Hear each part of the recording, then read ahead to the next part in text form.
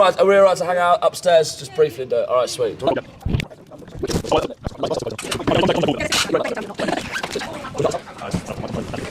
Alright, Wicked. welcome to a new instalment of Talking Gear, where there is no gear, but a lot of talking. I'm joined with Welly from Welly. Lovely to meet you, Oh, your Bobby. name's not Welly, is it? My name's just Welly. Welly will do. Anyway, Welly. Don't know where I got Lou from. Anyway, so, welcome to the Isle of Wight. Thank you very much. Not your first time here.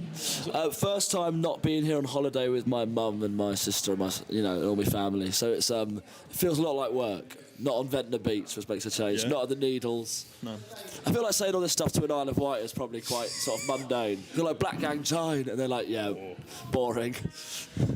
No, but it's a good gig, would you say? It was a lot of fun. Yeah, the crowd was fantastic. We often find in the places where we're like not sure how it's going to go, the crowds usually then are like, oh my god, it's a lot more fun, a lot more. Not that the expectations are lower, but you're a lot more surprised. It was an absolute pleasure. The crowd were fantastic. It was a good reception to what I saw as well. It was Everyone lovely. jumping around and stuff, so It was it was lovely. really good to see. Tour been good so far, would you say? Tour has been good, to be honest. We sold out. We're doing all seaside towns on this tour. We played Weston-super-Mare, we've played Plymouth, we've played Falmouth, played Swansea. That's maybe a rank in the way I've said them. But no, they've been fantastic. They've all been really good. And Isle of Wight was definitely a highlight so far. Yeah, it's been really, really lovely. Well, thank you. That's good. No, Good to know totally. people like the island. So in regards to your music, what's like the writing style? Because especially since you don't have a drummer. Yes. Actually, no, here's one. Why not a drummer? So I was the first instrument I learnt was the drums, and I realised after I left for university and I just sort of picked up a guitar and started writing quote unquote my own music quite haphazardly, and I realised if I was to get a drummer in, I'd be a complete sort of nightmare to them because I'd be far too strict. I'd be like, it goes like this, it's two whatever. So I thought I should get a drum machine in. I haven't got to feed them, I haven't got to give them beer. The drum machine just sits there quietly and deals with it. But the way I write songs is very, very simple. I'll watch TV. I'll watch telly, I'll watch YouTube, and I'll just play guitar. And if whilst I'm watching the telly, something comes out that is attractive enough to distract me from the telly, then I'll open up a project and start working on the song. It's quite a lazy style of songwriting, but I think if you do it enough, eventually something good will come out. Which, and that's for your listeners to decide if what we have is good yet.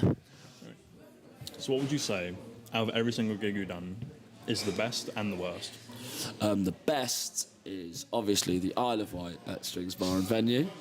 Moth Club in London was a really fun one. Playing London's really naff, but every now and then you go, oh yeah.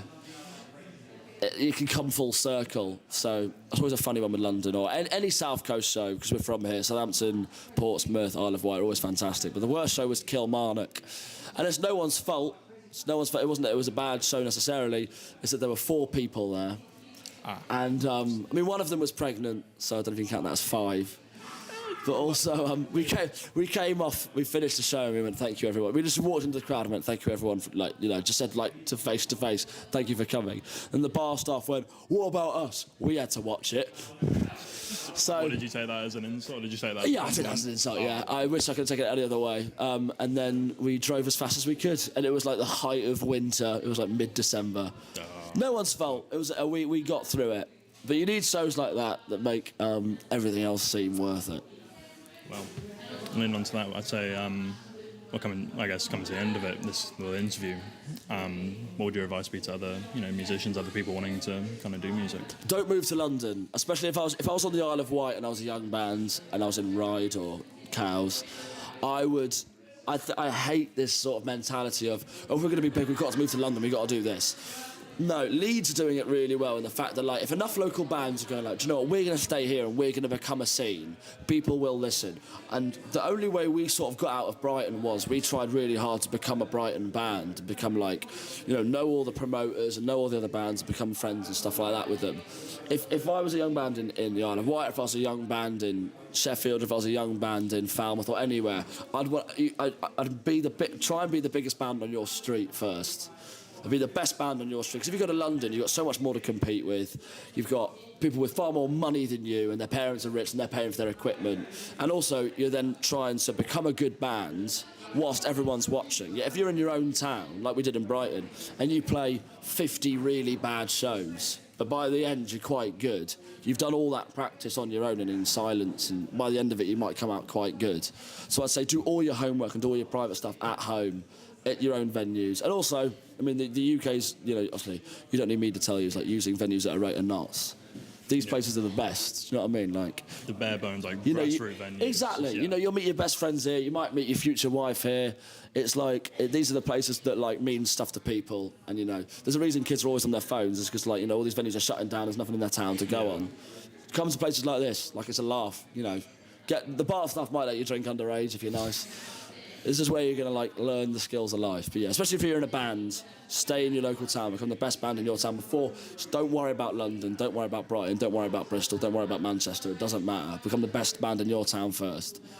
That's like, I think that's so important, because otherwise, when we do shows like this and we get the supports on, that's when it's the most interesting. You can, like, see really quickly, if they're really, like, smash it, they're going to be fantastic. And also, I feel like this is a very long answer to this question. Say if we're, like, a band that is, like, in London and Brighton or whatever, not that it matters at all, and then we play with a band, as, like, say if you're the best band in Carlisle, and you get all the support slots in Carlisle, playing to all the touring bands in Carlisle, every band that comes and plays with you is then going to go home and go, we played with this band in Carlisle and they were fantastic. That's happened to us so many times. We've played with bands that they've supported us around the country. And now, we're like, when we play in London, we're like, come down, come and join us and stuff like that. So I think, that's a very long answer, but that's my advice. I think it's really important. Well, thank you for this interview. I don't know if this mic's far too close, and I'm just sort of like rapping into it. I will figure that out, and we will figure that out in a minute. But thank you very much indeed. Anyway, thank you so much. Absolute pleasure.